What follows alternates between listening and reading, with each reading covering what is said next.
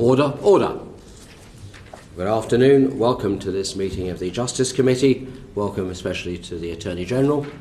Thank you, Attorney, for coming to give evidence to us today. Before we start, can we just go through the formality of the declarations of interest? I'm a non-practising barrister and consultant to a law firm. I'm a practising solicitor and partner in a law firm. I'm a non-practising barrister. Prior to my election, I was non-executive director of HM Prison and Probation Service and magistrate member of the Sentencing Council. And Ms Eagle, I think? Yes, I'm a non-practising solicitor. Thank you very much. If other people join the meeting, then we'll deal with that as we go. Attorney General, it's 6 months roughly since you came into office. Were you surprised to get the job? Yes, in short, I was surprised, hugely honoured. I think it's fair to say my mum and dad did shed a tear upon hearing the news. It's a huge honour to be appointed by the Prime Minister to serve as the government's chief legal advisor, to serve in a government in which I have huge confidence, by which I'm inspired, and I really feel there's a huge opportunity for us as a government to coin the phrase level up and really make meaningful, positive change for our nation. It's a role that's been held by F.E. Smith, Carson, many others. Did you feel when the Prime Minister offered you the job that you had sufficient seniority in the legal profession? Well, that's a fair point to ask, as I had practised for 10 years at the bar. I felt I'd acquired quite a few grey hairs in that time, and quite a few battle scars, I could say. In terms of my experience, it's a fair question to ask. I very much enjoyed my time at the bar. I was a specialist in planning law and in judicial review. Planning law is a great example of that tension between the state and the individual. I have fond memories of trekking all over the country and taking part in big planning inquiries, small planning inquiries, in town halls for residents' associations, mainly for the local authority, with developers. And it really was a great experience for me. I also served on the AG's panel of Treasury Counsel for 5 years, which opened my eyes to the realities of government decision-making. I represented mainly the Home Secretary in immigration cases in the High Court and in the Tribunal, a bit of work for MOJ on prisoners, a random case for the DFT as well. And I think that really does set me up well for the kind of work that I'm involved in now. So, and I'm very glad that the Shadow Attorney General, Lord Faulkner, welcomed my appointment as well. Yeah, indeed. So, given that, and so you had the 6 months then to get established in post, what are your priorities as Attorney General then? You must have thought about clearly what I want to do now with the job. Definitely. Well, it's I think the role of AG is really wide-ranging, actually. You can come into contact with all government departments and all government agendas. And I would describe my priorities as threefold. I'd say firstly, and as probably is the case for every government minister right now, it's about supporting the government in its response to COVID. This, I'm sure, will be an overarching feature of government work for some time, and I won't be an exclusion to that or an exception to that. So whether that's in my advisory capacity or whether it's on the more policy-related aspect of supporting the criminal justice system as we emerge from COVID, that will be a large piece of ongoing work. I'd say secondly, the government is halfway through the transition period. We are working to secure a good free trade agreement with the EU as part of our new future. And I'm very supportive of that agenda, and that is a priority for me. And lastly, relating to my superintendents of the Crown Prosecution Service, I'm focused on 3 goals in that regard. I'd say, firstly, I'm supporting cross-government efforts to improve outcomes for victims of rape and sexual violence, something which is acknowledged as a challenge by many organisations and the government. That's in terms of convictions and timely resolutions. I'd say, secondly, reforming and updating the rules relating to disclosure and the handling of evidence in this digital age. And then lastly, supporting the CPS to increase its resources and its workforce. And I'm very glad that the CPS is happily on track to increase its number of prosecutors. The attorney, of course, is unique in a sense that you are both a lawyer and a politician. Even the Lord Chancellor doesn't have to be a lawyer. Yes. Anymore. The current one is. So, when you're sitting in Cabinet as attorney, which are you first? A lawyer or a politician? Oh. Great question. I think the tension is running through this role most of the time. There are definitely certain areas where the AG is occupying a quasi-judicial role, and it's very clear there that politics must stay out of any decision that you're making. But there are other areas where your political nous and your political antenna are actually very useful. In answer to your question, there's no straight answer, but I am both, and I do feel I am occupying that dual role. Law officer, abiding by the rule of law, being the custodian of legal advice and being full and frank in the way that every lawyer knows how to, but also being mindful and aware of the political dimension. If push ever came to shove, it may never, but suppose it never did, between the interest of party and the interest of the rule of law, where does your primary duty lie? Oh, I think the rule of law, definitely. I think and that was made very clear to me, actually, when I took my oath of allegiance, when I was sworn in as Attorney General. This is an ancient role, and that oath makes very clear, just as every lawyer has that abiding duty at the forefront of their mind, that their first duty is to the court. And I think, as I am a practising barrister now, I am I am a lawyer in this role, and therefore my first duty will always be to the truth and to the rule of law. It's interesting. What you see yourself as bound by exactly the same standards and codes of conduct as any other practising members of the bar. Yes. In the work that you do. Yeah. Okay. And in terms of one thing I was going to ask, you share some of the burden of the work with the Solicitor General, who takes like oaths. It's a slightly longer one, as I recall it. But how do you actually split that up in practice between yourself and the solicitor? Yes, and of course there's the Advocate General for Scotland, Lord Keane. There's 3 of us, there's 3 law officers in the department. Will not let us forget that. Yes, and we're a merry team. And so I generally I attend Cabinet meetings. I have a standing invitation to attend Cabinet. I attend quite a few and take part in several Cabinet subcommittees, National Security Council, the EU Strategy Committee, various COVID-related Cabinet subgroups. The Solicitor General, and I provide advisory assistance to government departments.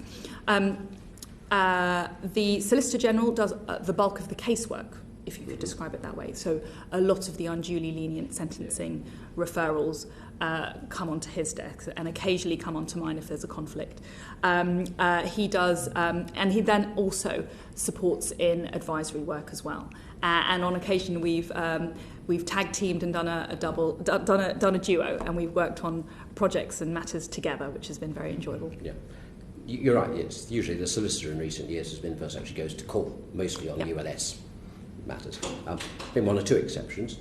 Do you ever envisage yourself appearing in court on behalf of the government, as I think your predecessor, but one certainly did? I'd love to. I'd really love to. I imagine that the occasion when the Attorney General does appear in court, we're probably in the midst of a crisis, or there will be a very high-profile matter which is being resolved in the court. But that aside, I loved being an advocate. I love putting on the wig and the gown. Okay, so yeah, that's helpful. Ms. Eagle. Maria Eagle. Thank you, Chair. Minister, you are the government's chief legal advisor and head of the Law Officers Department. Do you accept that this presents you with a particular responsibility to uphold the rule of law, protect the independence of the police and prosecutorial authorities from political interference? I do. Yes, that's a great summary of the role of the law officer and the Attorney General. It is, in terms of the superintendents of the CPS, that role is the statutory term, but it does mean that the CPS is operationally independent of the Attorney General or any other minister for that matter, and rightly so, and that independence is fiercely guarded. Do you agree then that tweeting support from someone accused of being a lawbreaker in the middle of a police investigation, seemingly for political reasons at the behest, it seems, of Tory whips, undermines legal process and compromises or may be seen to compromise the independence of that process? No. So I think it's clear for anyone to see that I didn't offer any legal view. I don't think a tweet of some 10 words can really be described as a legal opinion. And I'm sure the lawyers around this room are very familiar with what a legal opinion looks like and how long it often takes to read them. So I don't think there's any question that I offered a public legal view. As I said, I treat the independence operationally and in other ways of the CPS extremely seriously. And there's no question of my having interfered with or influenced any decision made by the CPS or the police on that matter. I think, again, plain for anyone to see was my slightly banal worded tweet was just a welcoming of the clarification. Now, with respect, Minister, this isn't about whether you offered a legal opinion. The tweet that you sent from somebody occupying your office effectively appeared to exonerate this individual prior to any decision actually being made by police about whether to charge an offence. So if that isn't the definition of political interference with due process, what is? Well, I'm not sure. We obviously have very different ideas of what political interference is. And I think, as I said, the tweet of some 10 words can hardly be described as political interference. Or it was a welcoming of the clarification. It was in no means intended to be a legal view. And I don't think it comprised a legal view. So I think that there's not much more I can say other than repeating myself on this matter. So I think that's really all I have to say on the matter. Well, when the member for Edinburgh South West at Justice Questions on the 9th of June asked the Lord Chancellor why he hadn't joined in the general cabinet level tweetathon, which you did join in favour of a particular individual, he said the following, let me just read it out. The Honourable Learned Lady will know that I refrain in correspondence and indeed in statements or questions in the House from talking about individual cases. I remind her and the House that as Lord Chancellor, I will always act in a way that is consistent with the rule of law. The independence of the police and prosecutorial authorities has to be paramount, and that is something that I will absolutely uphold. My constitutional duties come first, and everybody within government knows that full well. That's what he said. Why didn't you, Minister, take that same approach, given your role in government? I'm at risk of repeating myself for the third time, so I'm a bit conscious about what really is of merit here. But the Lord Chancellor is responsible for his tweets, and I am responsible for mine. I suppose... Thank you, Chair. That's all from me at the moment. Okay. I suppose somebody might say the test is, well, suppose a Crown Prosecutor, junior Crown Prosecutor, picked up a file in a case, any case, in which the attorney had perhaps tweeted a comment, even not an opinion. Would it make it harder, perhaps, potentially, for that Crown Prosecutor to come to a view which might be different to that which might have been in the attorney's tweet? Would you accept that's an issue that could raise concern? I really don't think... I think this is all... it was all my view of the events was that it was an attempt to politicise something unduly. Yeah. And I regretted that. And I think I really have a lot of confidence in the expertise, in the professionalism and the judgment of those on the front line who are dealing with these matters, or who are in full knowledge of the facts, whether it's the police or the prosecutors. And I don't think that they would be influenced by a tweet which is in the form that I issued. Yeah, Mr. Slaughter. Forgive me, Daniel, and good afternoon, but we do just want to push a little bit further on this, because and my jaw did rather drop cartoon style when you said a few moments ago you did not offer a public legal view on this. If I remind you what you said was, protecting one's family is what any good parent does. The 10 Downing Street statement clarifies the situation, and it's wholly inappropriate to politicise it. The 10 Downing Street statement, which you were quote-tweeting part of, said Mr. Cummings believes he acted responsibly and legally. So you, as Chief Legal Advisor, were endorsing that statement, supporting it, which said that Dominic Cummings had acted responsibly and legally. How can you therefore say that you're not offering a legal view? Again, I'm at risk of repeating myself. I don't believe my tweet constituted a legal opinion. It was a welcoming of the clarification, and that was the purpose of the number 10 statement. And I was very disappointed that the matter was being politicised, and I didn't think that was appropriate. So, we're going to go round in circles, and I don't think there's much. I'm sure you would want to move on from this, and you answered it in the political heat of the moment. We're some weeks away from that now, and we're trying to look at the legal status or implication of it. And you are the Attorney General. You superintend the Crown Prosecution Service. You do have a locus in individual cases from time to time. You are the senior person in relation to the bar. So for everything that you say and do, including a tweet on social media, doesn't matter what the length of it is, that has implications in a way that even your cabinet colleagues do not, possibly your Chancellor, do not have implications. So let me put it to you again. Do you regret now having endorsed that number 10 statement that said Dominic Cummings acted legally at a time when it was perfectly possible that legal proceedings could have been taken against him? I don't regret it, no. You think that was the right thing to do, and you would do that again?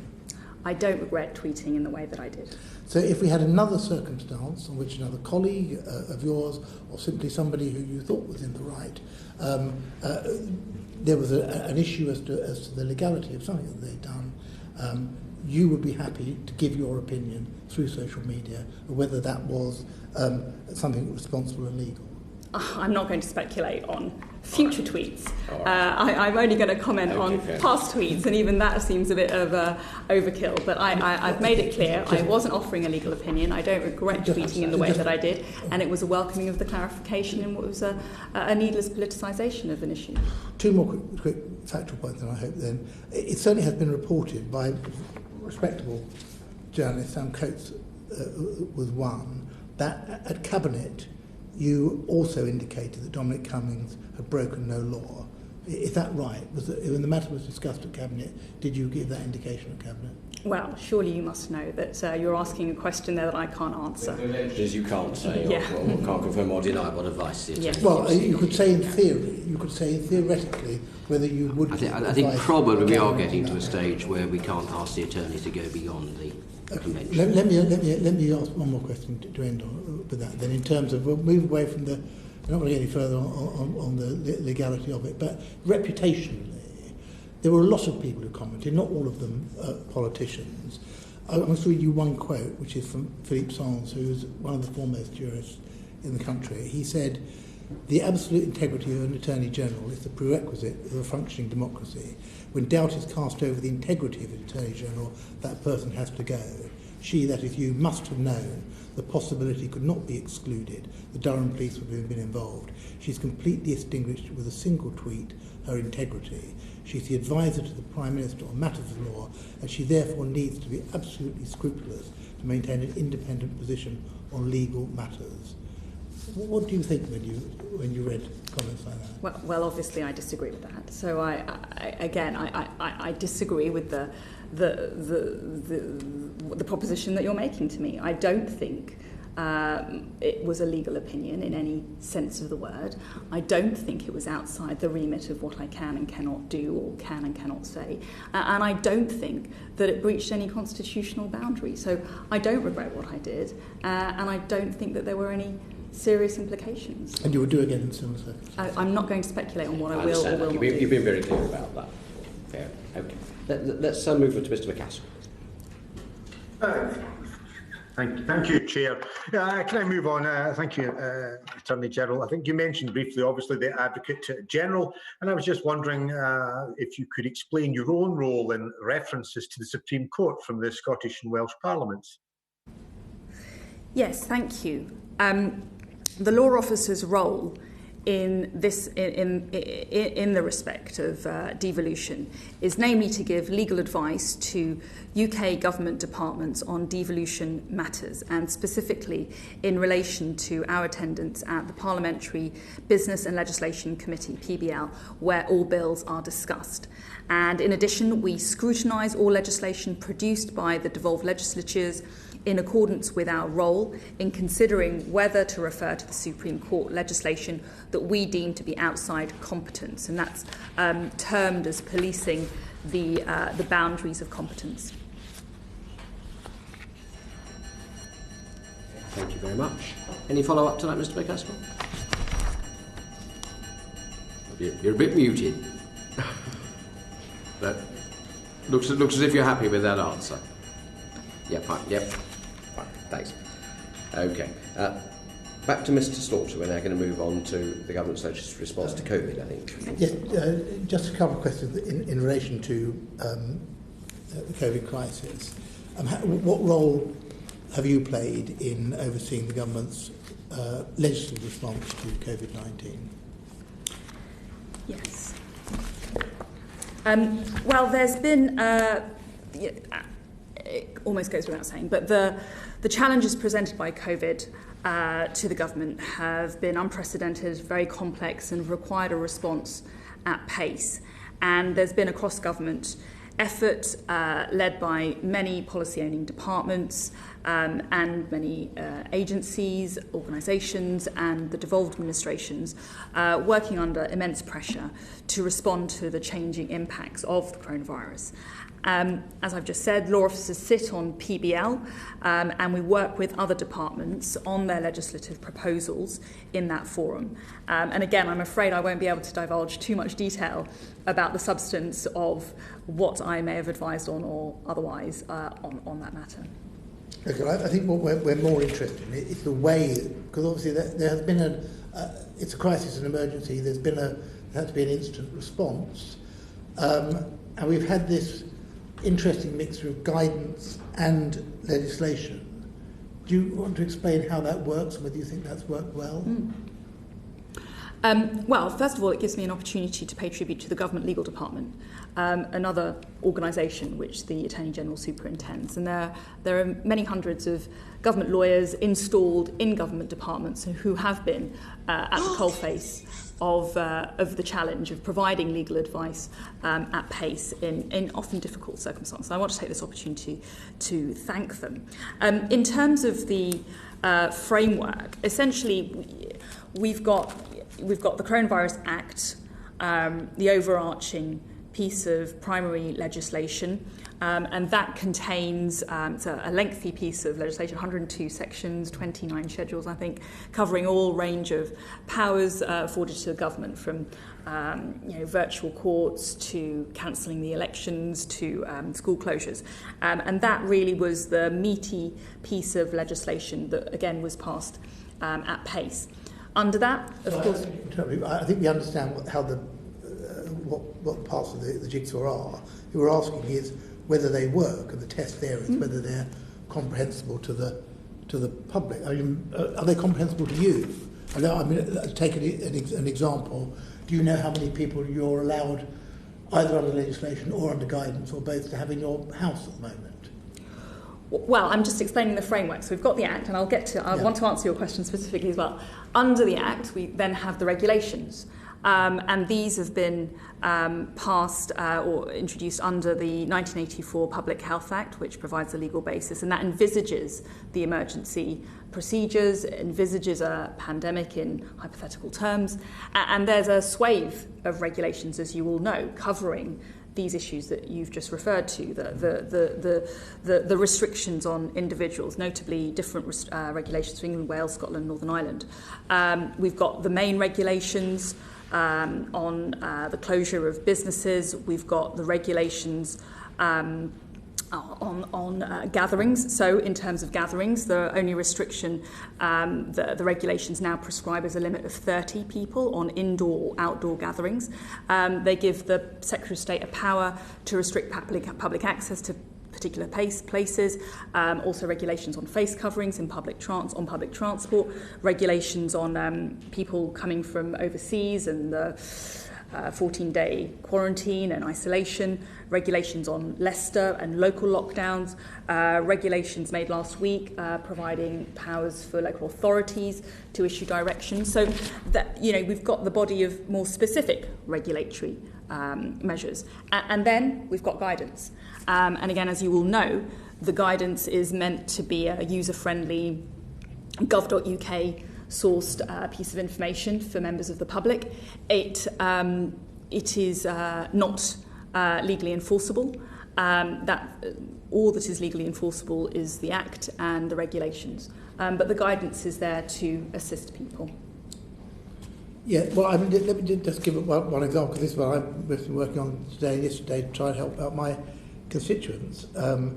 And looking at guidance that was modified last Friday in relation to gatherings, it says it's against the law for gatherings of more than 30 people to take place in private homes. It says that meetings of 30 people indoor are allowed in permitted venues. It doesn't define what a permitted venue is. It then talks about what's permissible from the 1st of October, which is that, for example, exhibitions and conference centres can show small groups around facilities to enable government-backed pilots. No definition of what a government pilot is. And then says from the 1st of October, it's expected all events of all types can take place, but subject to then another whole raft of regulations. How are people expected to find their way around that? I mean, is that what you call user-friendly? I think you underestimate the ability of the British people, actually. I think there's been a remarkable level of compliance and following of the rules. It's not been easy, I agree, because we've had an initial step of unprecedented restrictions and then a gradual emergence from those and loosening of the restrictions. But I think the public information campaign in various media has been very effective at informing people. I think, and that's borne out in the figures and in the data. Essentially, generally there's been very, very good compliance and following of the rules. Yes, of course. There will be people who have questions. There will obviously be some concerns. But I think on the whole, I think generally speaking, the guidance has been pretty clear. Well, could I just, perhaps you go back and have a look at that again, because when the Health Secretary was asked in a statement yesterday why unlimited numbers of people were able to go into pubs, but only 30 people were allowed to go to an organised event, his response was, well, you have to socially distance in pubs. Well, of course, you have to do that at organised events. Indeed, there are codes to ensure it at events, which there aren't in pubs. So if the Health Secretary doesn't understand the way the regulations work, I suggest that possibly you're wrong about everybody understanding it, unless he's particularly... Probably a suggestion rather than a question, but I take your point. But to be clear, I mean, I assume your department has had input into the drawing up of the guidance, or do you not actually? As you would imagine, we support government departments on their legislative proposals. But it comes from the policy departments essentially. Yes. In the guidance. Yes. So it would be led by the various departments. It wouldn't originate with the AG. No, I get that. Okay. Yeah, Maria Eagle, please.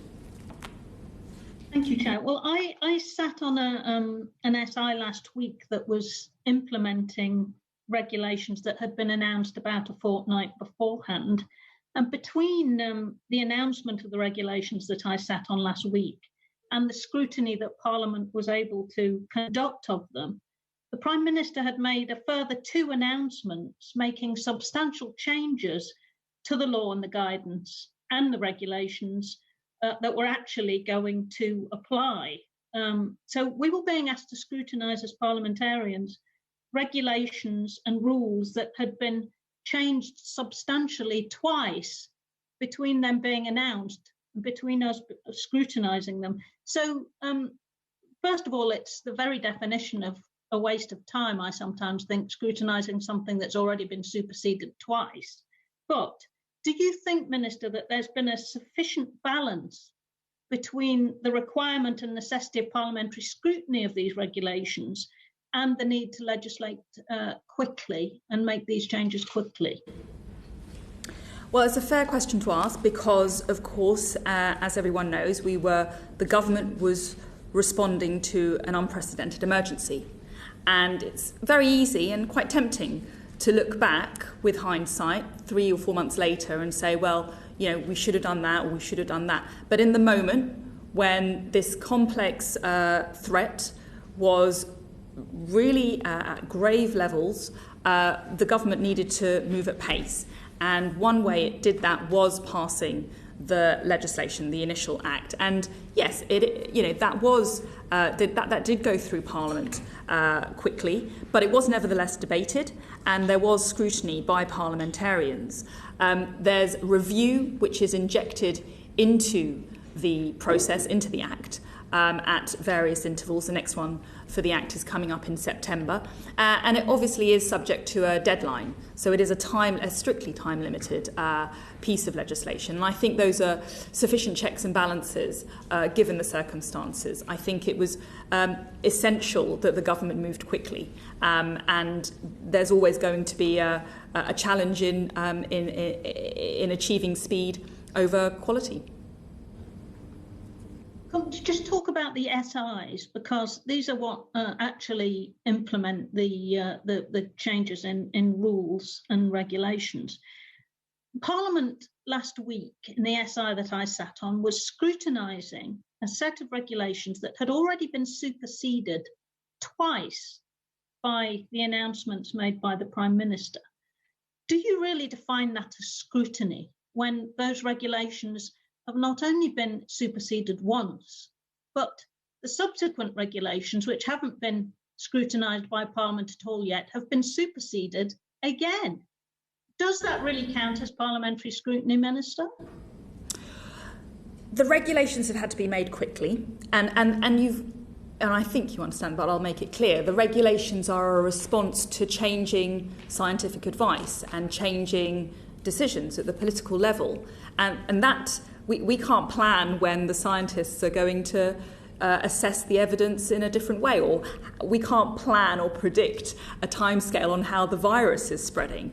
So scientists and the senior decision makers are responding in real time to the changing events and the facts, rightly so. And that is why the message emerging from government is incremental. It's responsive to the changing events, which is unplanned by definition. And it's because of that we're getting the regulations changing in the way that you're describing.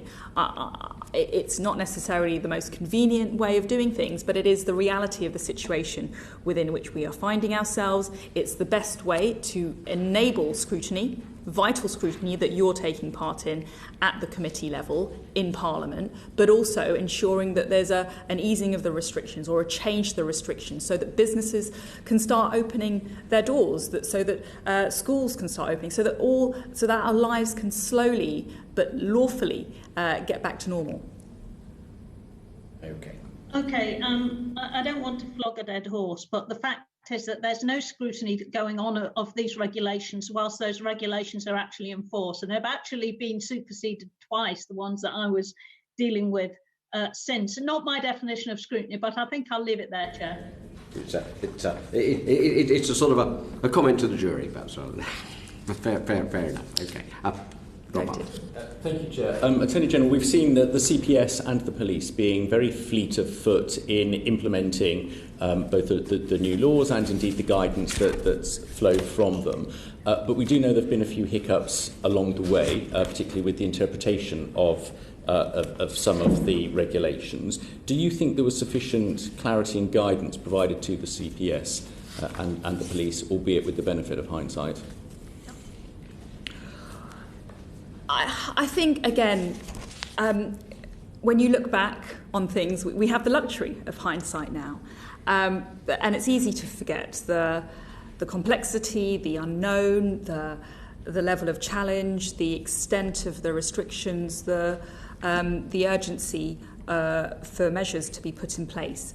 I think that on the whole, the CPS and the police have responded very well, generally, to the COVID crisis.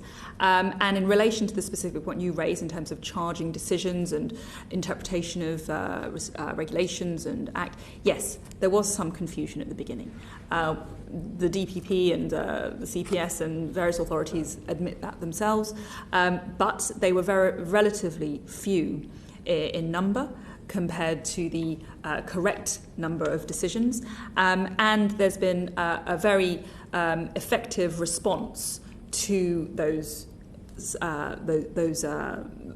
few errors. So additional guidance has been issued and commitment to review on a continual basis has been instigated. One of the main means that was used by the police to deal with the contraventions of the regulations was fixed penalty notices. Do you have up-to-date figures on numbers of fixed penalty notices that were issued and perhaps those that entered the court system? Yes, I do. So this committee, you wrote to me previously about this very subject, and at the time of my response, I was not in possession of the data, and so I promised to provide it to you today. And the NPCC, the college, have now provided these figures. So from the 29th of April 2020 to the 29th of June, the body responsible for administering the fixed penalty notices, ACRO, has sent 15,591 fixed penalty notice letters. Now, there's a breakdown of that. 6,298, that's about 40%. In those cases, payments been made. In 197, about 1.3%, notices are being contested. And in 2,996, approximately 19%, defendants have been issued with non-compliance letters, having failed to pay within the 28-day limit. I should note that those percentages don't add up to 100. The sharp ones amongst you will note, because there do remain some letters, the outcome of which is not known. Right. Do you know when we might have an update on those? I don't, I'm afraid, but I can look into it and get back to you. That's all for now. I'll come back later on CPS with a few more details. Sure. Thank you. Thank you very much. Paula Barker.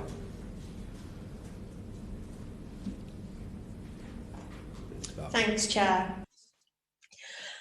Yes, prior to the COVID crisis, we know that prosecution rates for domestic abuse had fallen by nearly a quarter. And sadly, we know only too well that during lockdown, the increase of domestic abuse has risen quite significantly. So what is the CPS doing to improve the rate of prosecution of domestic abuse offences? Well, I have to say at the outset that domestic abuse cases are some of the worst out there, and they are heinous crimes. Victims need as much support as the system can provide them with, and perpetrators must know that they will face justice, and the government takes this very, very seriously. And I was pleased to be able to attend the Prime Minister's Hidden Harm Summit a few months ago, which was focused on this very issue, whereby when he heard from victims and frontline practitioners about the reality of what's happening. Now, I think there are two issues here. First of all, on the data. Now, I think we just have to be clear on the data, which is that, yes, there's been a noted rise in the number of calls to helplines, That's been reported in several sources. However, that's not necessarily reflected in the number of pre-charge receipts from the police to the CPS. And that's for a few reasons. The data that we have from the CPS isn't contemporaneous and doesn't reflect the COVID or post-COVID timescale. But what we do have in terms of the most recent CPS data is a fall, actually, in the number of pre-charge receipts relating to domestic abuse from the police to the CPS in the third quarter of 2019-20. So there's something that needs to be examined there. There's also been a notable rise in the police reporting of domestic abuse matters. So the police have reported an 8% increase in domestic abuse incidents. What's interesting about that figure is that their reporting of domestic abuse incidents includes crime and non-crime. So it could include, and anecdotally, the police have reported a rise in the non-crime domestic abuse incidents, such as a parent not returning children in child custody, or a verbal altercation, where they might not necessarily proceed to qualify as criminal action. So I think I think the point I'm making is it is possibly a little bit too early to say what the effect of COVID has been on domestic abuse complaints in the criminal justice system. Notwithstanding that, however, the second point I want to make is that the CPS has implemented measures which do reflect the importance with which it treats these such offences. So the interim charging protocol issued by the CPS makes clear that domestic abuse cases in which the suspect is in custody are to be defined as immediate. That's their highest priority of case, and will receive the swiftest response. All other domestic abuse cases in which the suspect is not in custody are deemed to be high priority, and their guidance is clear that those cases must be given the highest priority after the immediate cases. So that's a very strong statement in reflection of the importance that domestic abuse rightly occupies in the CPS operation. Domestic abuse cases will also continue to be afforded a higher priority as social distancing restrictions are eased, and that's been reinforced in published guidance for judges about listing in the Magistrates' Court, and that was issued by the Senior Presiding Judge on the 14th of April. So I think those are two concrete measures which underline the importance of domestic abuse and dealing with it. And then lastly, I would also say that I'm very proud that this government has now delivered the Domestic Abuse Bill in the Commons. That's a landmark piece of legislation. And I believe a game changer for victims of domestic abuse, and that will go far in ameliorating the position of victims as they go through the criminal justice system. Can I just come back though? You said that the CPS data is not contemporaneous. So if they can't actually guess, the data correct and specific, then how are they going to improve the rates of prosecution? Well, this is about a collection of data. We've got data which is up to date to the third quarter of 2019-20. That predates COVID.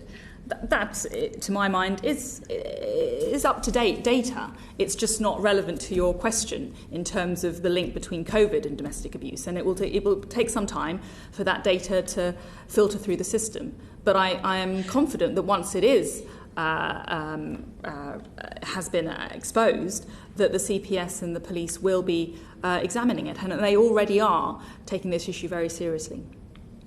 But can I just come back? Whilst that obviously I did mention the increase during the COVID lockdown, the other part of the question was that the prosecution rates prior to the lockdown had actually fallen by almost a quarter.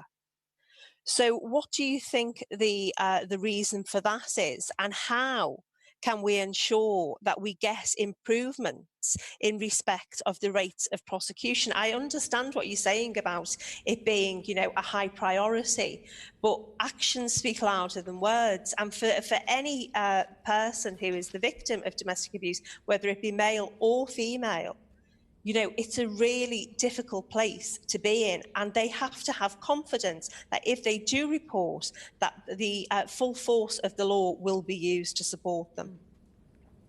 Well, I agree with the sentiment underlying your question, and I think there is an issue there in terms of providing more support for witnesses. We need to address the withdrawal rates by delivering a high quality of service for victims, and I know that the domestic abuse best practice framework seeks to address that issue head on. We need to ensure that there is the support of an independent domestic abuse advisor, an IDVA, for those at highest risk. We need to ensure that they are properly trained. We need to ensure that they have access to all the right services, special measures, pre-trial court visits. And, the CPS has developed troubleshooting guidance for the police and prosecutors, which incorporates best practice to better enable them to support victims through the criminal justice system process. So I think you highlight on an important point. We do need to ensure that victims don't fall away through the process, that they don't lose confidence, that it's not dragged on for far too long, that they feel adequately supported. And yes, can we do more? Of course we can. But I think there is a huge amount of effort going on in this regard already. Thank you. Okay, thank you. James Day. Attorney General, I just wanted to ask two questions in respect of the domestic violence, and I base this on my own experience of the courts. The first thing in respect of the point raised by Ms Barker is, I think, and I'd like your comments on the charging standards of the CPS regarding domestic violence offences. In my experience, in both of our experiences in the court system, domestic violence cases tend to be cases involving only two people in an enclosed space together.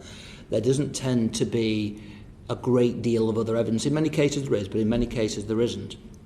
And in many cases that I dealt with, there wasn't any medical evidence either, or anything such as that. And I wonder whether the charging threshold of the CPS is set at a level whereby some complaints, which are quite unique to the domestic violence, to a number of offences which are classed as domestic violence, unfortunately fall under that charging standard, and whether for domestic violence cases we should look at what the charging threshold is and how the CPS invoke that in those cases. Yes, and I think that question could be asked on a whole range of issues, actually, and that throws up so many questions, hopefully, that things that we'll get a chance to talk about, like evidence and how we handle that evidence through the process. There's a real challenge in getting the right evidence that's been fairly acquired and which is valuable at a court. Just being blunt about it, one of the characteristics of domestic violence cases at the lower end of the seriousness spectrum was one person's word against another. Now, on the charging threshold, certainly at the moment, it would appear you are very unlikely to be charged on the basis of one person's word against another. I personally think that's not correct. An assessment should be made on the credibility of the complainant rather than just simply whether you can get over that barrier. Do you agree with that, or do you think that's something that needs further investigation? Or I think the test that the CPS will apply is the full code test. So they'll assess the evidence, they'll apply the is there a realistic prospect of a conviction here, and they'll look at the evidence. And this question has been raised in the context of rape. There's been an assertion that the threshold test has been raised, and that's why there are fewer charges and prosecutions by the CPS. That assertion's been rejected. There's a recent High Court challenge, and that essentially was refuted by the High Court. Also, the Inspectorate report has found that in 98% of cases the right decision is made. Chief Inspector of Crown Prosecution Service, just to be clear. Yes, exactly. Thank you. And you're asking, is the threshold test right. I'm saying that's one of the explanations for the difference between the reports of domestic violence and the actual matters that are prosecuted through the courts. Yeah. Yeah, I mean, there's a public interest test to apply, and that will be a decision for practitioners on the ground. There's a whole range of reasons why victims or complainants will fall away from a process, and those are complex. Some of them should lie at the door of the governmental organisations, the prosecuting authorities, the police, those in charge of actually trying to secure a just outcome. Some of those reasons are on the other side as well, and there are lots of reasons why people might not pursue their complaints. Yeah. Okay. Yep. No, I understand that. All right. Well, look, I'm keen we do return to issues around rape and serious sexual offences later on, because a number of others asked about that. But I'd like to wrap up the issues around the COVID-19 situation and the rest of the system, the areas for your responsibility, before we then move on to some of the other specifics, because I know we don't have an infinite period of time. So Mr. Sauters are going to come back to the broader aspects of the criminal justice system in COVID, and then we'll go on to some of the other specifics. Yeah, thanks, Chair. When the Lord Chancellor was in front of us just a few weeks ago, he seemed quite gung-ho about introducing proposals to curtail trial by jury. He said that there need to be legislation before the summer recess, which obviously hasn't happened. So have you now abandoned that as one of the methods of tackling the backlog of cases? The Lord Chancellor and I discuss regularly the ways to deal with this backlog, and it's going to be a feature of our work going forward. There's lots of options on the table, but I think it's clear that the right to trial by jury is not going to be compromised, and that will remain intact. That is reassuring if that's what we're being told today, that for either way, I think we were talking about for either way offences being tried by a judge and magistrates. So it's the government's view that they're not, certainly at the moment, in response to the current crisis, going to adopt that. That's my understanding. Thank you very much. So going back to other methods of reducing the backlog, we've heard, for example, extra hours, extra sitting days, more courts are some of the possibilities.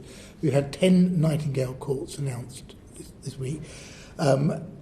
Could you bring us up to date in relation to all those measures? I think, whereas obviously the 10 courts are welcome, we're aware that almost 300 courts have closed over the last 10 years, and perhaps it could be that there have been maybe some other courts that are closed that could be looked at. Certainly 10 doesn't seem enough to get on top of the backlog. So what are your plans for more courts?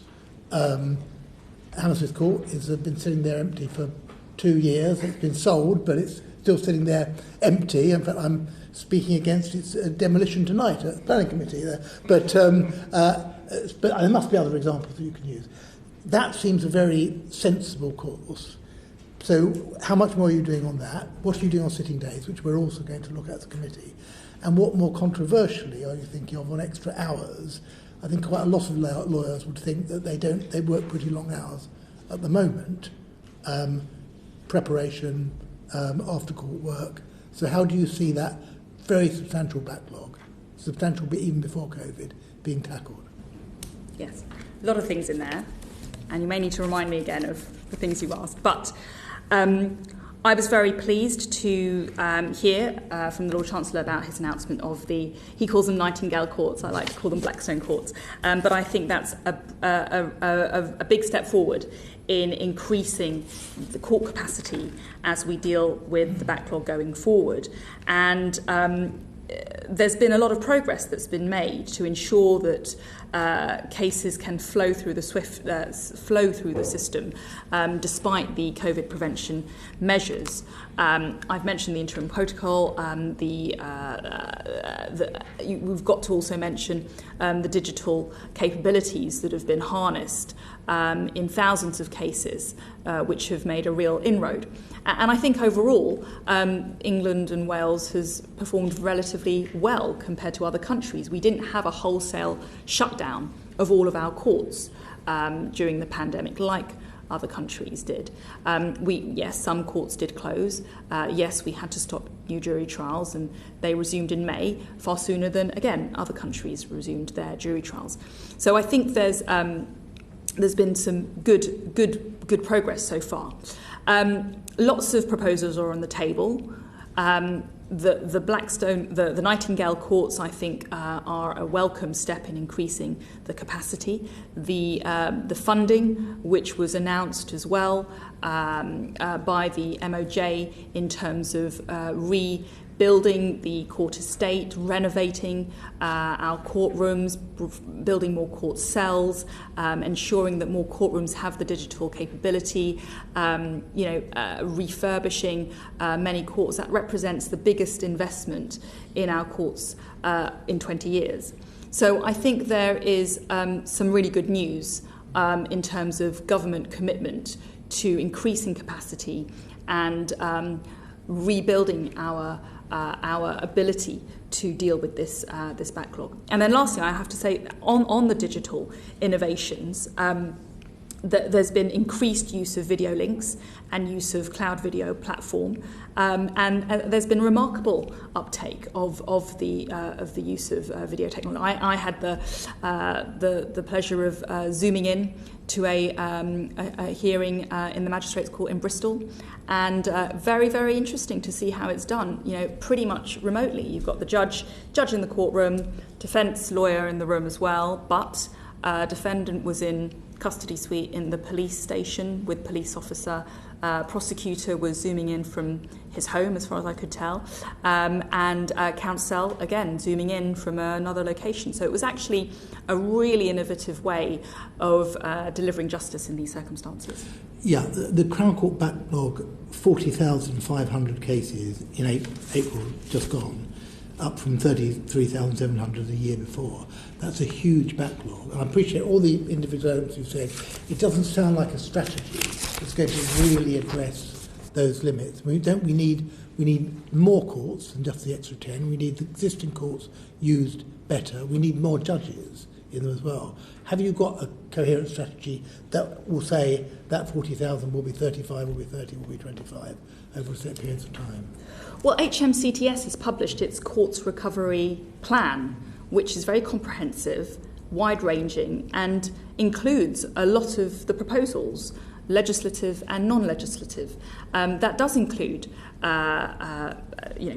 things that I've mentioned, like these pop-up courts, more tech on the front line.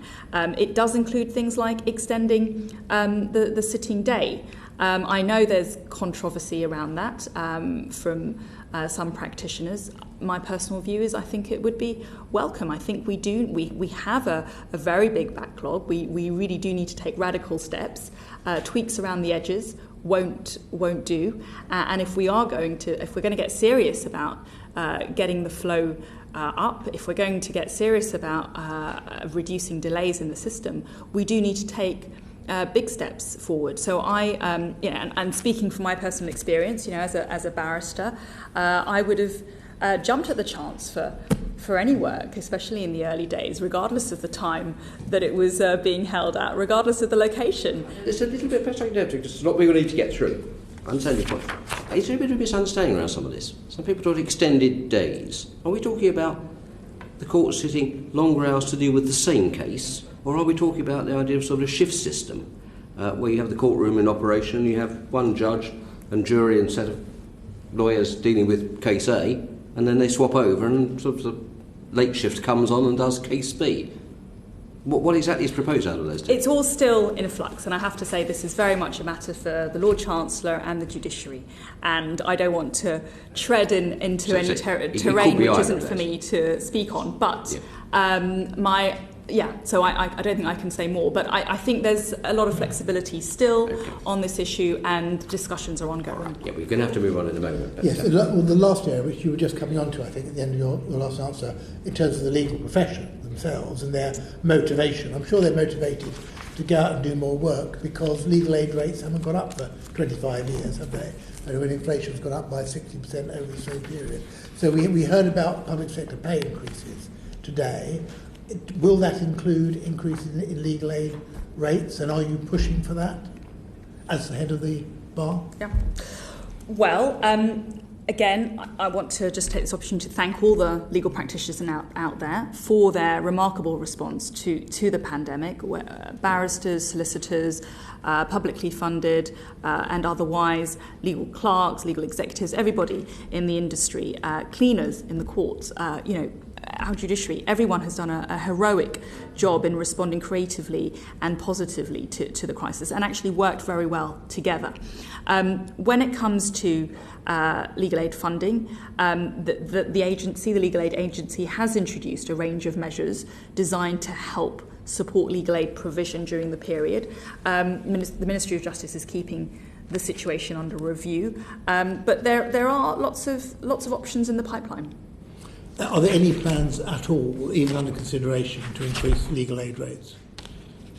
Again, I'm not able to comment. You will. It's not for me to be able to predict where the funding is coming from or when it's going to come from. But I'm very glad that the Legal Aid Agency was able to provide support in terms of relaxing the rules, in terms of increasing accessibility to payment for those who are directly affected. Yes, well, there have been some measures. Rather than go and review those, I think we're familiar with those. Are there any further proposals? I mean, you must. The chair. The problem is, it's not her responsibility, is it, as Attorney General, Mr. Slaughter? Well, with respect to the witness, I'm sure as the head of CPS and as the leader perhaps of the bar, can help us as to just a moment. Can you help us? And it is your responsibility, Mr. Slaughter points out, is the fees paid to prosecuting counsel. Are there plans to uplift that? And would that be mirrored, as far as you're aware, by an increase in legal aid rates for defence advocates? Maybe that's the way you're able to tell us what from your own responsibility. Yes, and just on legal aid, you'll know there's the review. Again, an MOJ lead, and any outcomes of that will be really where the answers to your questions will lie. In terms of payments to prosecutors, again, I think the Bar Council itself would pay tribute to the CPS's response to prosecuting lawyers in terms of the measures that were introduced in terms of the funding for them. There was a wide range of measures delivered which enabled settlement on all outstanding fee claims in concluded cases, very high cost cases. The stage lengths were reduced to increase the frequency of payments. There was payment of all outstanding main hearing fees and related fees up to that point in ongoing cases where possible. There was revision to the hardship payment thresholds, making it easier to claim. There was an introduction of the upfront £500 COVID fixed fee, which was payable immediately upon request. There was revised guidance relating to the payment of cases resolved after PTPH. And there was the introduction of an upfront daily refresher fee in respect of Section 28 hearings. So a wide range of measures provided to support those on the prosecuting side. Are there plans for more? I'm afraid I can't answer that. Okay, fair enough. Okay, Mr. Daly, you want to raise this issue? It's a very, very, very quick question, Attorney General. It's a question regarding your responsibilities, not the responsibilities of others. It is, in terms of the CPS role, in my view, in terms of assisting in the backlog, is the efficiency with dealing with charging decisions. So going back to what I was talking about, as somebody who appeared in the courts for 16 years, a recurring theme of that was the slow nature of charging decisions from the CPS holding up the system. The backlog is not only within the court system, it's released under investigation. And on a personal level, I believe we've had evidence from a number of eminent professionals, and I don't believe that is being given sufficient serious, should we say, consideration, because people are remaining on release under investigation for 12, 18 months. So it's a big issue, and I wouldn't expect you to be able to, other colleagues want to come in, but could I ask that you take away and potentially come back to the committee or write back to the committee regarding how the CPS are addressing the backlog in release under investigation and how charging decisions can be speeded up to enable the through flow of casework into the courts? Yes, and that is an issue that has been acknowledged as being of concern. And the Inspectorate has noted that release under investigation needs to be looked at, and I think there is an exercise of exploration to do on that subject. Okay. perhaps you keep us updated on how Yep. that progresses. Grateful to you. We said we'd return to the important issue of rape and sexual offences, and it's convenient to do so now. Then I'll come on to some other matters, and I want to fit in other members who may have to leave at some point. Back first of all to Paula Barker and then Richard Bergen.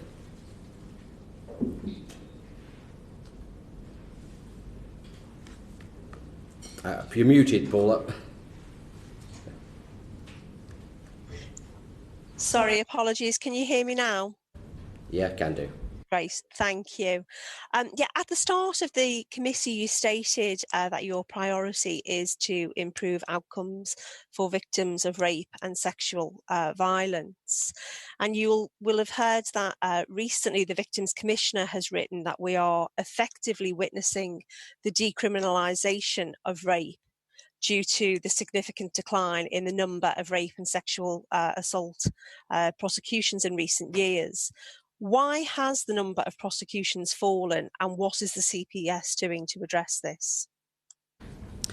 Well, I do share your concern that the number of rape and serious sexual offence cases reaching court has fallen over recent years, and when you compare the number of complaints to the number of convictions, there is a big gap, and that is the reasons for that are complex, they're wide-ranging, and they relate to the whole system.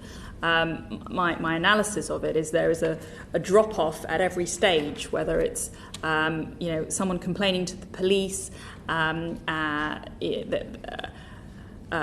the police refer to the CPS, there's a drop-off there. There's a drop-off from at the prosecution point. There's a drop-off at the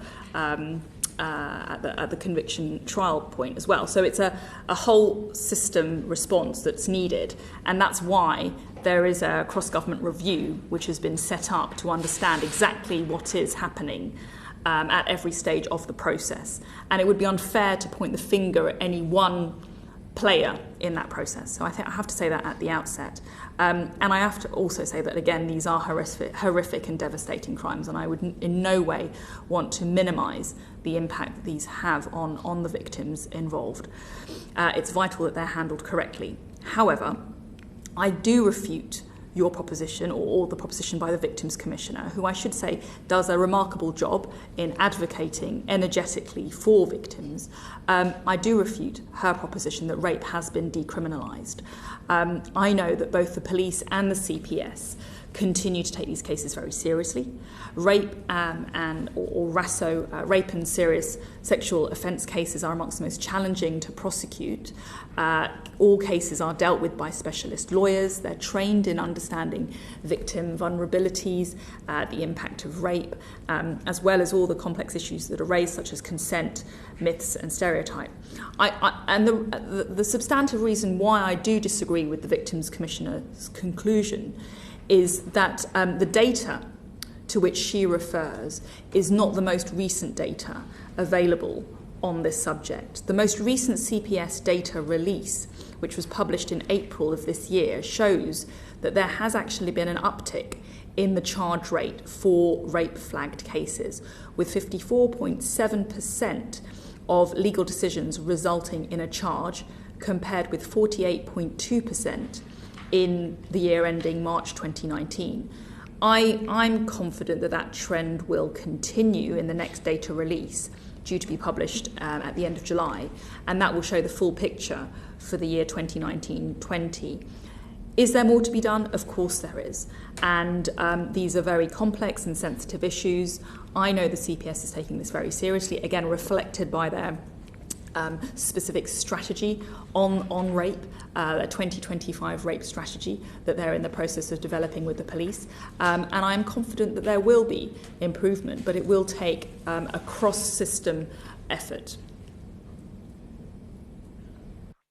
Do you have a view about a recent figure that is suggests that 41% of reports were dropped because the complainant didn't support the actions called for by either the police or the prosecutors to build a case to bring about charges?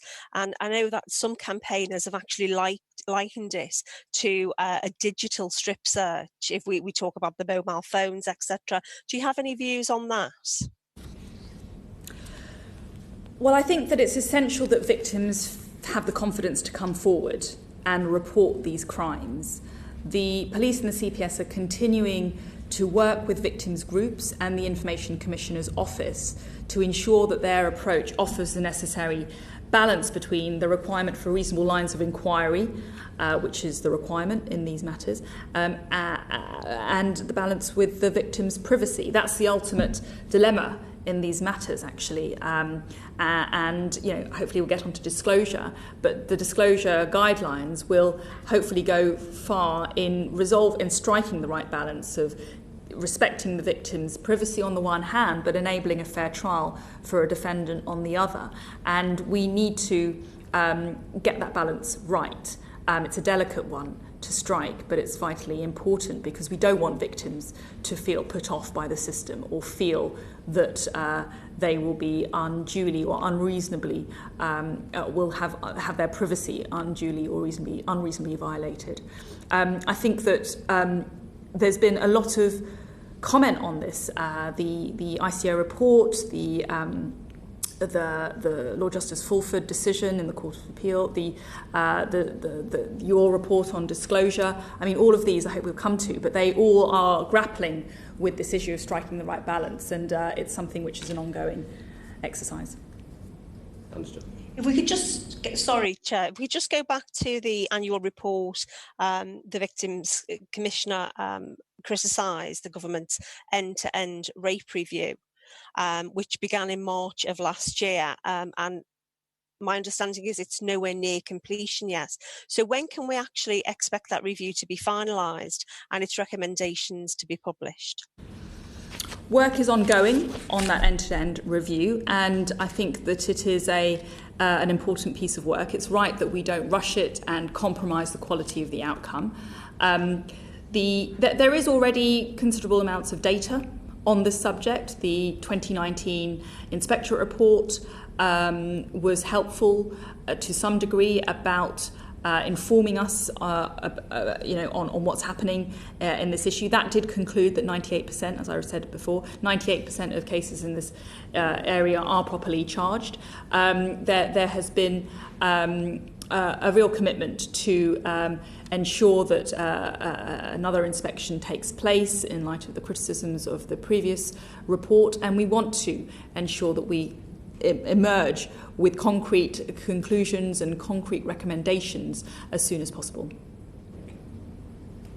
I appreciate that you want to get it right, and the victims of rape and sexual assault will also want the government to get it right. But it has been well over a year. So when can we expect the report to be concluded and the recommendations published? I can't give a firm date, I'm afraid. COVID, it's fair to say, has delayed some of the vital work that was scheduled in terms of the joint inspection that was due to take place on this issue. But that, I'm told, will be in a position to see some recommendations on that later this year. Thank you, Chair. Okay, thank you. Mr. Bergen. Mr. Bergen. Thank you, Chair. And Attorney General, let's look at the year 2016 to 17 and the year 2018 to 2019. The latest report from the Victims Commissioner shows that the number of rape cases prosecuted by the CPS has fallen by more than half between 2016-17 and 2018 to 2019. Now, in his evidence to this committee last year, your predecessor as Attorney General conceded in his evidence to this committee that the CPS had suffered a 30% drop in funding and a significant reduction in staff. Austerity and cuts to staffing have played a role in the declining number of rape cases prosecuted by the CPS, haven't they? Well, it's true to say there have been funding cuts in the past. However, I'm very pleased that the CPS received £85 million from the government last year, and that has been aimed at increasing the number of prosecutors, enabling the CPS to upskill on disclosure, and enabling it to develop its capabilities on rape and serious sexual offences such as those we are talking about now. So I think that's a real injection of resource which will make a difference. That's already being put to good use and being diverted to the front line. And actually the CPS is becoming a real beacon of excellence when it comes to dealing with these issues. I actually had a virtual meeting with a regional CPS team in the East Midlands, very impressed to see how prosecutors there are dealing on a kind of practical basis with some of these cases, which are obviously very complex, very sensitive, very difficult. In particular, I was very interested in the consent coalition that's been established there. A real innovation there in looking at the issues behind consent, increasing training, increasing know-how, increasing specialism and collaboration. And that's an example of the best practice that we're seeing in the CPS on this subject. Well, Attorney General, in relation to the point you make about the £85 million new funding, that returns less than the 30% cut between 2010 and 2019. And I think the FDA have responded saying that quite clearly. But to return to this theme that you can't do justice on the cheap, in 2011, the CPS had over 7,700 full-time equivalent staff. Now, the figures from the last annual report from the CPS show that in March 2019, there were just over 5,500. So 7,700 full-time equivalent staff for the CPS in 2011, 5,500 in 2019. And so the loss of over 2,000 CPS staff under austerity has left the CPS less able to effectively prosecute serious sexual offences, including rape, hasn't it? Because it can't be credibly argued that the CPS is being left more capable to effectively prosecute after such a significant cut in full-time equivalent staff doing very important work in our justice sector. Well, as I said, I don't dispute that there were cuts at the beginning of the coalition years in 2010, 11 and subsequently. I'm very pleased, however, that we've seen a reversal in that with the £85 million last year. But we've also got to remember that it's not always just about the money. It's also about outcomes, and that's what counts for victims at the end of the day. And in that period of time, what we have seen, notwithstanding the funding issues, is that conviction rates for the CPS have either stayed about the same or slightly increased. We've seen staff engagement go up.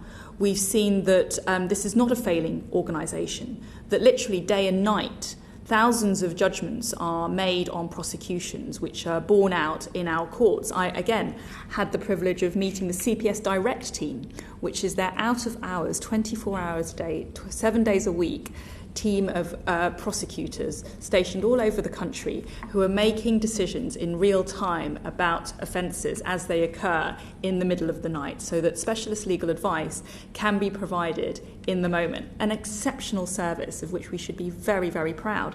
It's managed its resources exceptionally well. It's continued to prosecute successfully hundreds of thousands of cases a year. Its conviction rate is around 86%, if I'm correct in that figure, according to most recent data. So I think that actually, let's look at the outcomes for victims overall. And when you look at it in those terms, I think the CPS has delivered a very effective service. Well, Attorney General, I'll just finish on this. You say that outcomes for victims needs to be the test that we apply. And of course, that's crucial. But I'll finish on the point I made in the opening of my questions, that the latest report from the Victims Commissioner shows that the number of rape cases prosecuted by the CPS has fallen by more than half between 2016, 2017 to 2018, 2019. That's one of the reasons that the Victims Commissioner has written that we are effectively witnessing the decriminalisation of rape, and that needs to change. It needs to change swiftly. And in response, as I mentioned earlier, we've got to look at the most up-to-date data, which shows that that's actually been an increase in the charging rate. We also need to look at it as a whole system issue, not just the fault, if I can use those words, of the CPS. And we also need to recognise that there are other issues which are relevant to this matter, such as disclosure and the handling of evidence. Well, I wanted to come on to... Thank you, Mr. Ed. I wanted to come on to disclosure, actually, now quickly around those matters. Obviously, disclosure has featured very prominently in some of the issues that have arisen in relation to rape and sexual offences. And I understand that. But it's also wider than that too, isn't it? Disclosure concerns arise in a raft of other criminal cases as well. But you mentioned them in the context of rape and sexual offences. In terms of the feedback you've had to the changes in the guidelines, how positive has that been so far? Are you monitoring the feedback from victims groups, from feedback forms from victims themselves, for example, witnesses who are interviewed by the police, to see how effective that is meeting the balance that you referred to between a fair trial on the one hand and proper treatment and appropriate privacy for alleged victims on the other? Yes. Well, thank you, Mr. Chairman, for raising this. This is an important priority of mine. And as I say, far predating my appointment to this role, there's been a lot of work on the subject. My predecessor did a lot on this as well. And whether it's starting with the 2017 Inspectorate report, whether it's your 2018 committee report on disclosure, as I said, there's been other instances, the National Disclosure Improvement Plan and their Phase 1 and Phase 2 lines of work. They've all been very effective in understanding more about this issue and trying to implement the changes that we rightly need. And I think actually your 2018 report was very informative on this subject, saying, concluding that there needed to be a shift in culture towards viewing disclosure as a core duty and not just as an administrative add-on. There had to be better technology to review the volume of material collected by the police, and there needed to be clearer guidance on handling sensitive material. I think in many of those regards, my guidelines will build on those recommendations, and I'm very grateful for the contributions that your report has made to this subject, this very important subject. So I think that in terms of the changes, and we're getting a very good response. The closure of the consultations on the 22nd of July. We've been engaging with a wide range of practitioners. I myself have again zoomed in to one of the engagement events. It's been very, very useful. And we're getting a clearer idea of their feedback. There is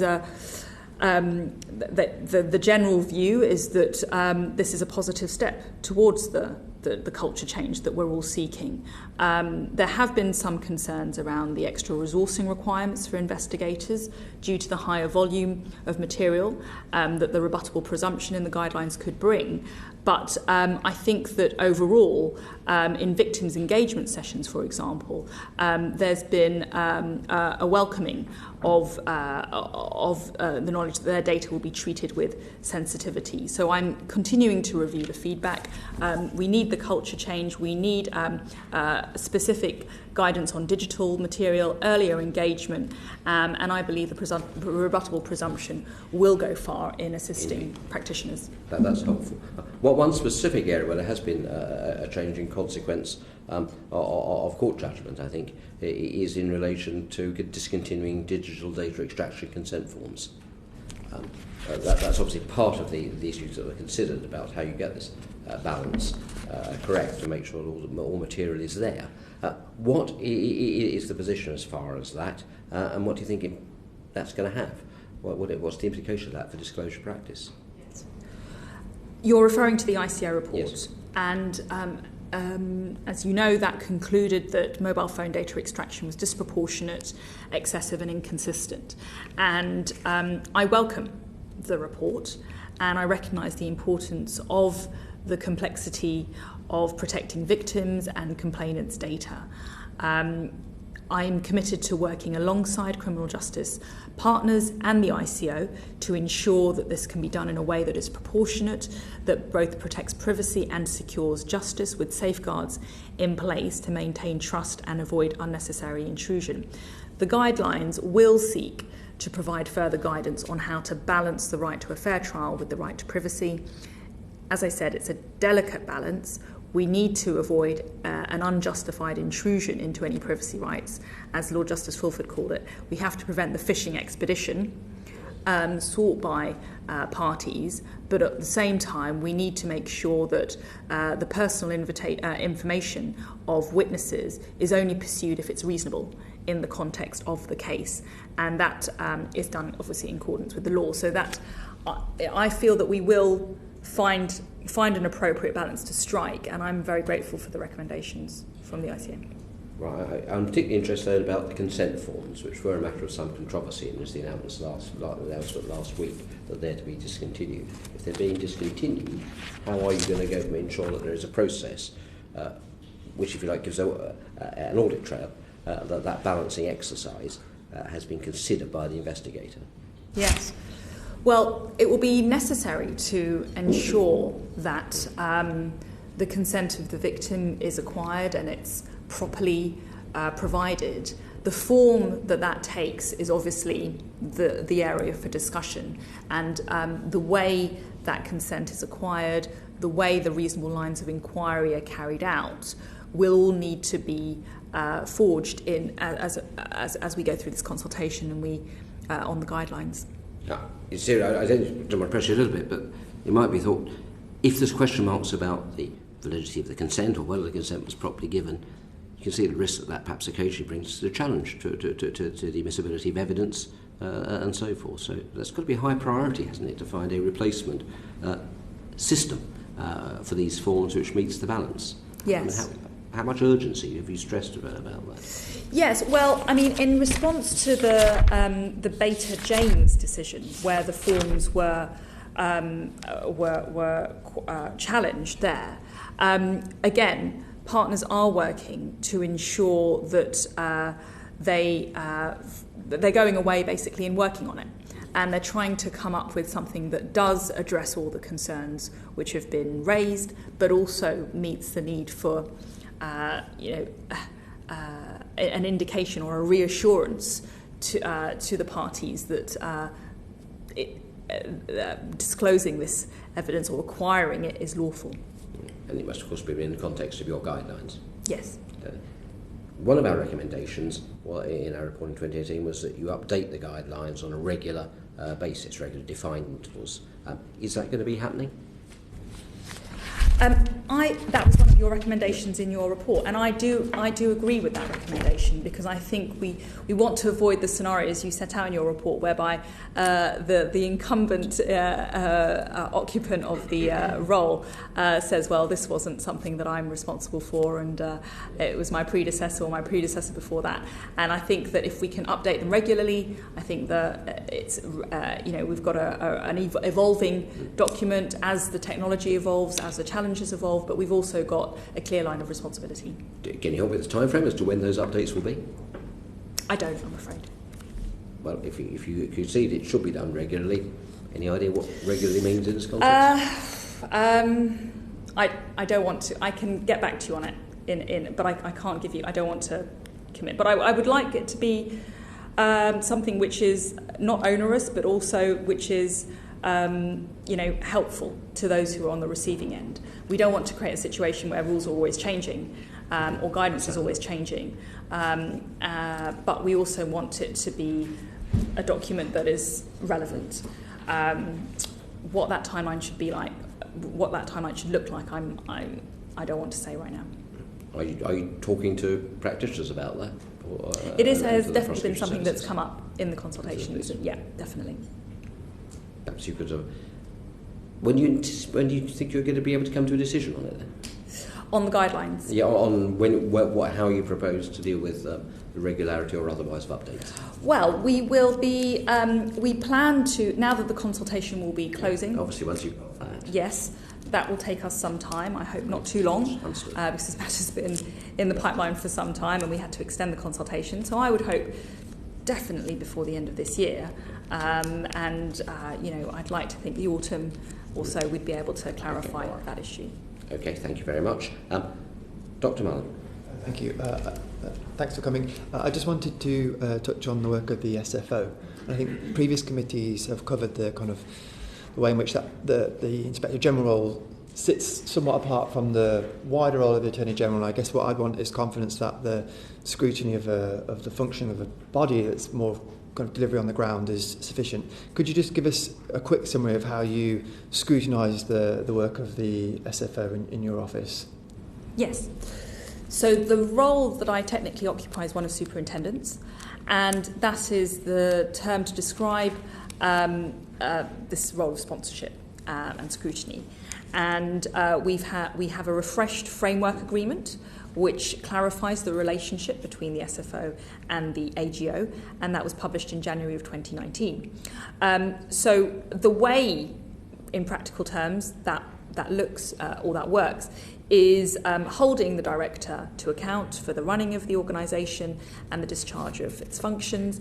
I chair a regular ministerial board for the SFO, together with the Solicitor General, where we challenge the SFO and the director and the senior team on performance, on strategy, and on their plans, essentially.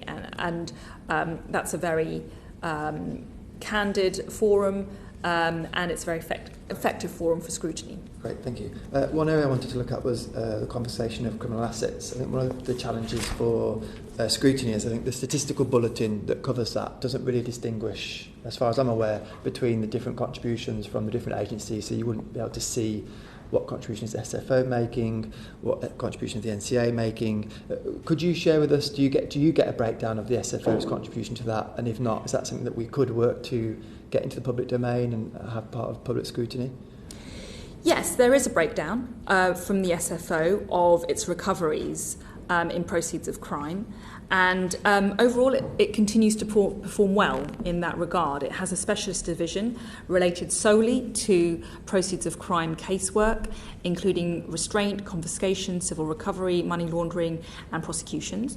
And in 2018 to 19, over £10.1 million in orders, that's confiscation, civil recovery, and cash forfeiture, were obtained, and almost £8.5 million was recovered.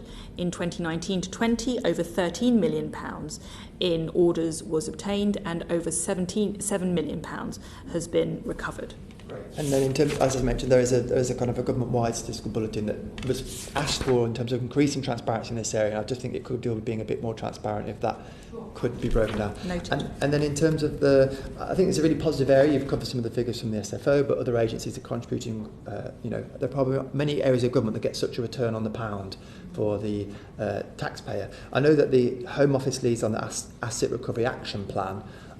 Again, just because of that division of responsibilities, do you feel that your department is sufficiently integrated into the action plan, that you get to contribute to it, and how do you particularly hold the SFO to account to contributing to the desire to increase further the money that we're getting back from criminals? Well, I think that that is an interesting issue that you highlight, and I feel that there is quite an extensive coverage when it comes to the AGO's oversight of the SFO. But yes, there are varying responsibilities when it comes to the wide umbrella of economic crime. And you could, as well as the Home Office, you could also name HMRC, which has a prosecuting authority when it comes to this kind of offending. So the SFO is responsible and reports to me solely on its prosecutions and not those of other agencies. And whether that should be consolidated in one place is an interesting question. Is it that you could perhaps write to us about on reflection? Sure. Yes. Thanks. You talked about the superintendent's arrangements to the SFO. In relation to the Crown Prosecution Service, your predecessor set up a CPS board, which he chaired. Are you continuing with that arrangement? Yes, we have the CPS Ministerial Board as well, which meets on a regular basis and is the formal forum for challenge, discussion, scrutiny. And what influence do you think you're properly able to bring to the Crown Prosecution Service in relation to things like staffing, training, culture, given their operational independence? How do you manage to do that without treading upon the toes of the DPP's independence? Yes, I think that's a great question, and probably one that arises in many contexts. I think my role, the way I see my role of superintendents and sponsorship, is to ask the questions, the fair questions, all questions, and often I have in my mind a constituent or a member of the public, and I try and think, well, how would they, what would they think? What would the average man in the pub think about this report or these conclusions or this data? And I probe, and with the Solicitor General, we probe, we challenge, and I think that process does force a response which is qualitative and which is robust. Come the spending round, I suppose it's you that they look to as the minister who's going to go and back for their budgets, of course. Yes, and you will be aware that as the AG, I'm responsible as the liaison between the CPS and the Treasury. There will be many discussions again on the horizon about funding settlements, and I'll do all I can to support the CPS in its requests. Great. There's 2 or 3 more topics just to really want to deal with. Mariri. You're not muted. You have to prosecutions. Private prosecutions. Private prosecutions. Minister, as part of our inquiry into private prosecutions, we've heard that there's some strong anecdotal evidence that the number of private prosecutions is increasing. And one of the main reasons cited to us has been the limited resources of the police to investigate and of the CPS to prosecute complex financial and commercial crimes.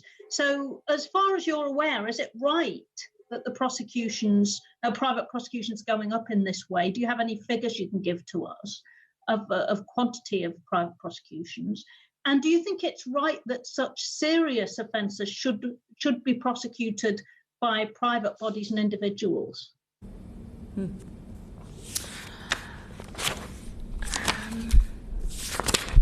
Well, I don't have... I have some data which says that in the period 2019-2020, manual records indicate that the CPS received 51 private prosecution referrals. And of the 51 referrals, the CPS decided to take over 32 private prosecutions. Of those 32, 30 were taken over and discontinued, and 2 were taken over and continued.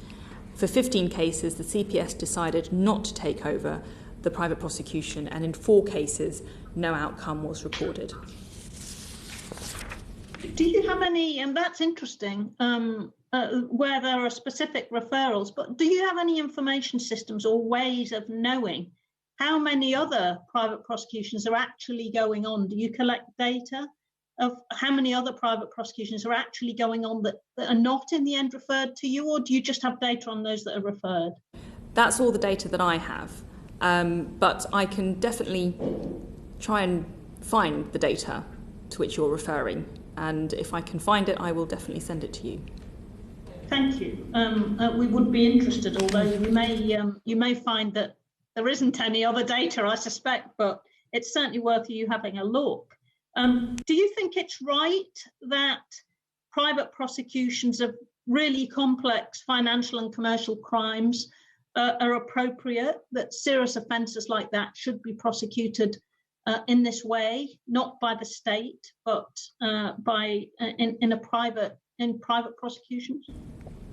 Well, I know that this committee is carrying out really an examination on whether there are sufficient safeguards to limit the likelihood of injustices resulting from private prosecutions brought by organisations that act as the investigator and prosecutor, but are also the victim of the offence. And I'm aware of the background of the particular casework to that. I think that essentially there is a clear and appropriate role for the CPS in respect of private prosecutions. That role is consistent with Parliament, preserving the right of persons to bring private prosecutions. And the CPS only becomes involved if a case is drawn to their attention, and they will only intervene to stop the case if their own test for prosecution is not met. And I do consider that to be an appropriate balance. Do you think there's a right, a case for the CPS and your department and you in your role as Attorney General to play a more active role in supervising private prosecutions to ensure that this right to bring a private prosecution isn't being misused? Well, whilst I do have a role in respect of public prosecutions, the CPS and the SFO, I don't have any statutory role in respect of private prosecutions. I'm not sure it's very clear how such a role could be undertaken by an Attorney General in practice or in principle, honestly. In practice, there is a variety of prosecutors, from individuals to organisations, who are by their nature all individual. In principle, Parliament has preserved an individual right which may be inconsistent with oversight by a minister. And there's rightly a focus on safeguards in place which is specific to particular organisations. And in relation to large organisations, rather than oversight by the Attorney General, it may begin with what safeguards the organisation itself has. For instance, whether it permits itself a dual investigative and prosecutorial function, as some organisations do, or not. Or indeed, if the Prosecution of Offences Act 1985 were to be amended to require the CPS to have conduct of all proceedings instituted by a particular body. But that's a question really for the organisation and its department. So my concern is the role of the CPS in its proper review of requests to take over private prosecutions. The CPS can take over cases which do not meet the test for prosecution and will be supported by me in doing so, even if that case was brought by a large organisation. Now, you're obviously aware that our inquiry was prompted by the Criminal Cases Review Commission's referral of the 47 cases prosecuted by the Post Office to the courts for appeal, obviously not talking about any individual cases. But it's quite clear that they were prosecuting a very high number of cases. I wonder whether or not you think that the Attorney General's Office should actually play a wider role and have some sort of role in ordering inspections or have some sort of role in creating regulation for private or public bodies that are conducting large numbers of private prosecutions. Do you think that there's a role for your powers and your role and your powers to be extended to cover circumstances like that? If I'm honest, no, I don't think actually that there should be a greater role for the AG in private prosecutions. I think Parliament has preserved the right of private prosecutions in general, and therefore it's not clear that a role for the government's legal advisor is appropriate. The check and balance on private prosecutions is the right of the CPS to take over a private prosecution, which does not meet the code test, and also the court in deciding whether or not to issue a summons in the first place. And my role of superintendents of the CPS is to ensure that it continues to make robust decisions on private prosecutions when asked to do so. For instance, if the CPS concludes that a prosecution brought by an organisation should be stopped, whoever that organisation is, it does so. Okay, well, that's an interesting answer, given that you perhaps aren't aware as a department of, you probably would not have been aware, perhaps you can tell us if you were, of the number of cases that the Post Office, for example, were prosecuting. It was a very high number. And if you're only aware of those that are actually referred, then there's a lot going on that you don't know about, isn't there, Minister?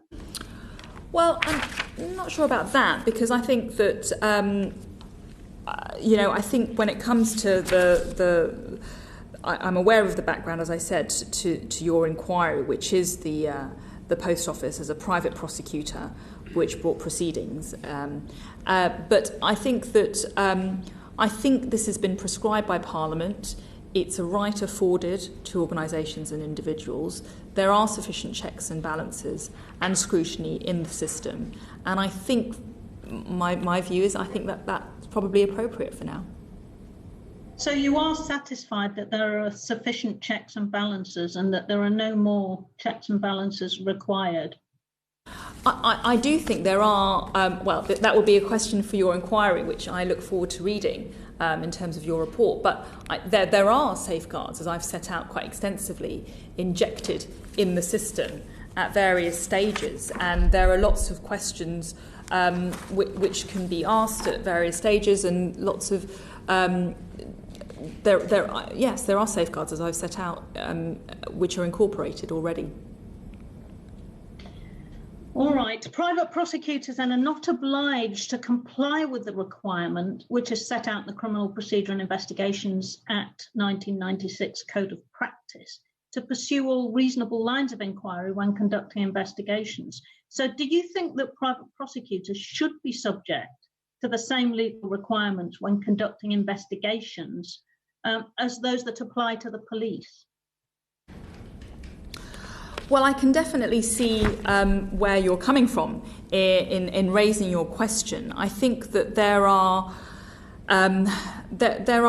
various issues that are brought up by imposing that duty. I think it's an interesting question. I think we do need to preserve the right in the form that it is currently available, and whether there should be similar duties and similar tests, I'm not sure, if I'm honest. I'm not sure, actually, at the moment. I'm not convinced. Okay, well, certainly, Minister, those are interesting answers, and no doubt you will be able to read our report in due course. Chair, I think that will do from me on this. Okay. Thank you very much. You are responsible for the unduly lenient sentencing scheme. You told me that the solicitor takes a lot of those to court, but obviously a pair of you jointly, under your aegis, make the decisions when they're referred to you. Do you have an overall policy beyond, obviously, the statutory scheme and the scheme on the basis of Lord Lane's judgment in Edwards, the Attorney General's reference? What's your basic policy in deciding whether or not to refer? Well, the ULS, the unduly lenient scheme, let's sentence scheme, remains an important mechanism to rectify the errors in sentencing and to ensure that justice is done in individual cases. In the vast majority of cases, the judges do get it right when it comes to sentencing. But the ULS scheme allows prosecutors, victims, family members and the public to seek a review of the sentences in the most serious cases, which they consider to be unduly lenient. Notably, the word unduly is used. So I think that there's the ULS statistics came out just last week. I think they are very welcome news in terms of the numbers of sentences securing good outcomes. And I think that essentially this is a scheme which is kept under constant review in terms of the offences that are covered by it. I guess. So you continue to review the offences. Any immediate plans to extend the scope of the scheme? Not immediate, but as you will know, the sentencing white paper is due to be issued later this year, and I'm sure that if there are plans, it will be covered in that. You look for it in there if you decide to. Yes. Okay. There was a particular point that your predecessor said he would take away when he appeared before us. At the moment, there's a 28-day time limit for referring a sentence to you, and there's been arguments in the House that if a victim, for reasons no fault of theirs, isn't able to comply with that time limit, that can be unfair. On the other hand, equally, your predecessor pointed out that there has to be some finality and certainty for the sentenced person as well. Are you planning to look at all at that 28-day limit? Your predecessor said he would take it away and consider it. Well, I'm afraid I have to disappoint you, then, Mr. Chairman, because the government doesn't have any plans to. I'm sure I'm suited to put in the question. Okay, great. Well, there's no disappointment then. So the government has no plans to extend the 28-day time limit for a referral under the scheme. As I said, it's under review, and I think that the 28-day time limit reflects similar constraints on defendants appealing against conviction or sentence, but it is stricter to ensure certainty about whether a person will be more severely punished or not. So, fair enough. No plans for now. Finally, two constitutional things. Royal Commission on Criminal Justice. What's your role going to be in this? Are you the ministerial lead for this? Is it the Lord Chancellor? Is it a joint thing, Cabinet Office? Who's driving it? And what's your role as the government's principal legal advisor going to be? And the person who superintends the criminal prosecution process? Well, this is a manifesto commitment that we're determined to get up and running to try and get to grips with some of the really difficult issues facing the criminal justice system. The Commission will be independent of government, but it will be supported by a team of officials, including legal and analytic specialists, to ensure it can take forward this important work. To date, my officials have been working closely with officials from the Ministry of Justice, the Home Office, the CPS, to consider what the scope and the remit might be. The work is still underway, and we will let the committee know in due course. There's been a lot of speculation that we might know the details of the Commission and who's on it very soon. I hope so as well. That's all I can say, unfortunately. I'm not at liberty to talk about who or when. The membership hasn't been finalised yet, but it will. I think it will be a good representation of practitioners from relevant parts of the criminal justice system, and I think that they will provide the broad insight that we need to resolve the question in issue. Is there going to be any consideration, for example, of things looking at other prosecution models? Been suggested that in Scotland, for example, take a very close neighbouring jurisdiction, where there's a greater power to direct in serious offences. There might be some movement in that model. Is that within its scope? I would like to hope so, because I think there's a lot we can learn from other jurisdictions, whether it is within the United Kingdom or further afield, actually. There's best practice all over the world, actually, and there are many jurisdictions which have similar legal frameworks to ours, have similar law enforcement agencies as well, from which we can really draw some useful lessons. Do you envisage a time frame for the Commission's work, or is it open-ended? Again, that's in the process of being finalised. Do you expect that there may be an announcement as to it's time limited or not? You're very persistent. I think no. I'm afraid there isn't. I don't think they. Royal Commissions famously can take several years. More precisely, yeah. And they are large bodies of work, rightly so, because they need to be in depth and they need to carry the credibility that is rightly afforded to a Royal Commission. However, this government is ambitious and keen to get on with delivering on its manifesto commitments. So I think, I can't provide a timeline, but I would like to hope it was swifter rather than a more delayed process.